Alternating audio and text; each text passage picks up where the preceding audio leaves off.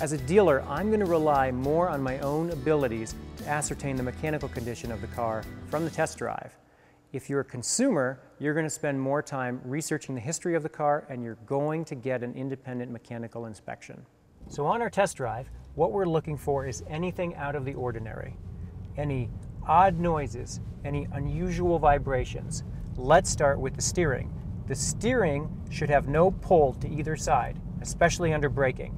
That would be a giveaway that the alignment's off. There should be no vibrations in the steering wheel. That's a giveaway that the tires are out of balance. An important thing to check will be the brakes.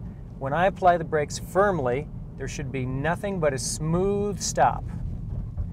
If there's any vibrations or juddering, that's an indication that the rotors are warped. Next, I'm going to pay attention to the powertrain. I'm going to accelerate as hard as the car will accelerate, so foot to the floor.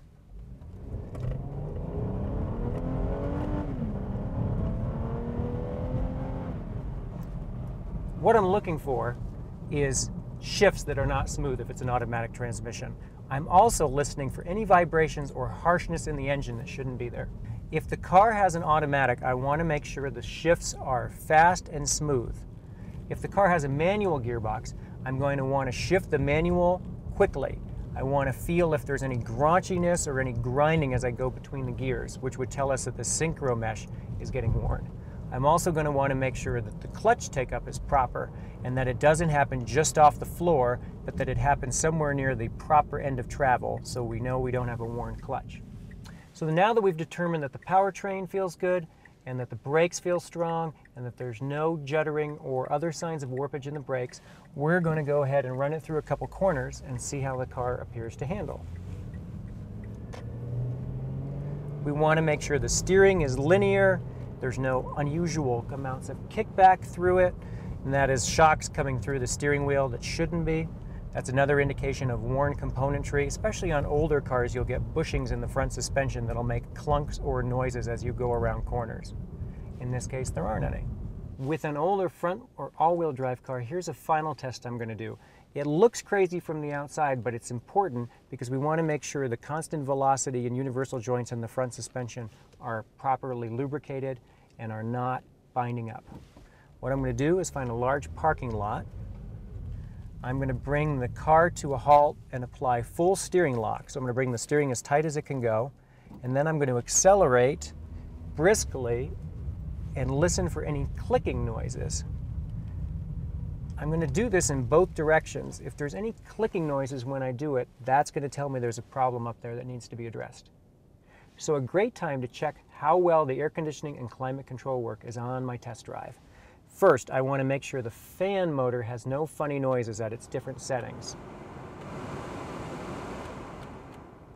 If I was getting any rattling or anything that maybe sounds like there's a gerbil under the dash, that's a good indication that a fan motor or a flap motor is not working properly. And while this may seem minor, if you have to get in there to work on those systems, you often end up tearing the entire dash apart, which can cost anywhere from $500 to $1,000.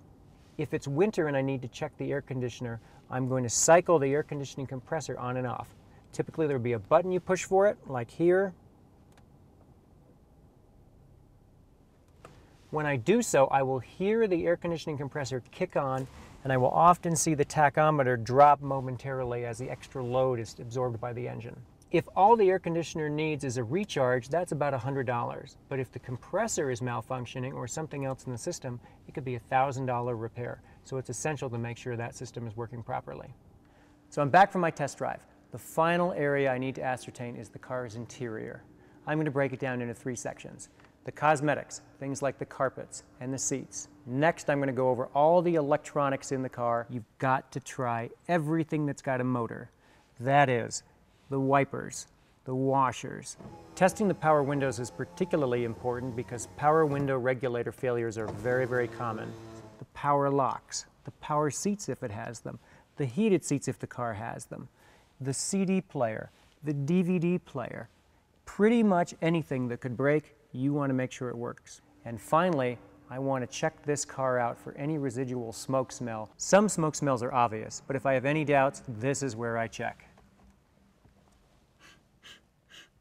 And I need to make sure that the car has its books, keys, and remotes. Programming a modern remote and key costs up to $300.